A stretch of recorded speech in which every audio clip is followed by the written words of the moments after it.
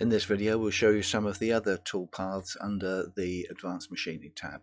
So this is the model that we were working on previously. So we go to the milling ribbon and we go to Advanced Machining. So the option that we're going to look at now is under Triangle Mesh and its parallel cuts. So for this option we need to define the machining surfaces. So we do that in the same way that we define surfaces for lots of other operations. We choose this button here and then we choose the machining surfaces either from the graphics area or from the objects window there. If we want to, we can set up a global, radial or axial offset here.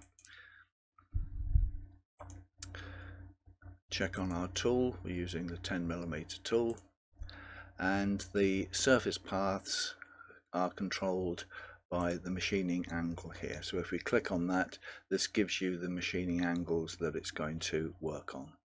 The heights can be taken automatically from the machining surfaces, or we can define our own. So in this instance we'll just change the step over and leave the other options as they are. Okay, so as you can see, that's machined the entire shape using the parallel toolpath with the step over that we set.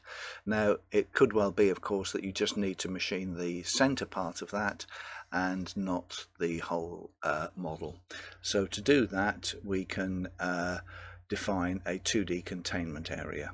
So to create the sketches for that, with the cursor in the drawing area, if we right click the mouse and say pick faces, hover the mouse over the top surface and right click and choose make sketch from face.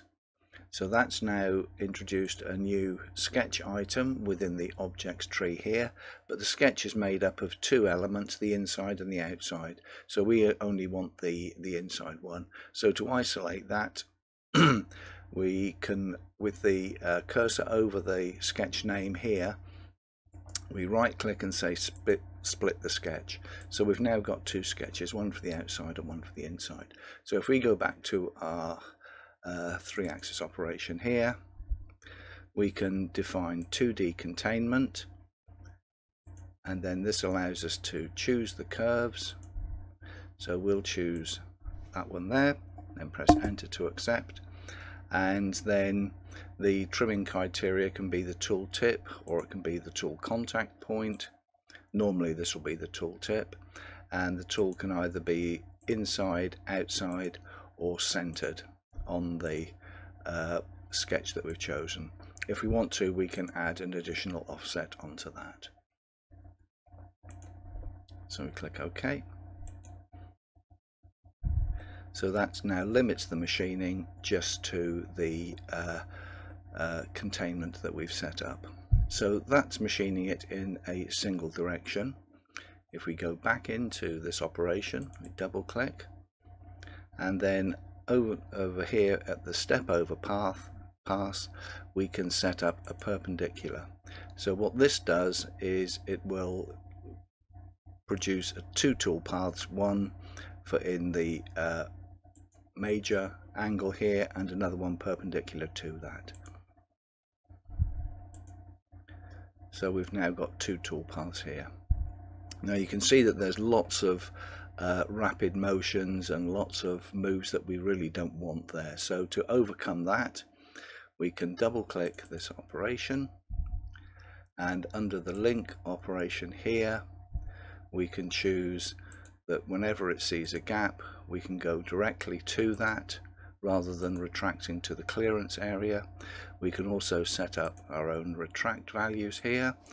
So let's have, say, 25mm there, and then the rapid distance we can override the defaults there.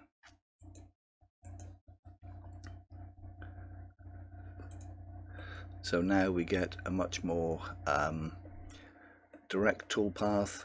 Obviously the step over is still very large there, and to change that we just change it here. Okay, So that's using the parallel toolpath. When we're setting up any of these operations, the area command here gives us lots of different options which are common to all of the machining operations that we choose. So as we go through some more operations, you'll see that these options here all remain pretty much the same. Okay, that's that.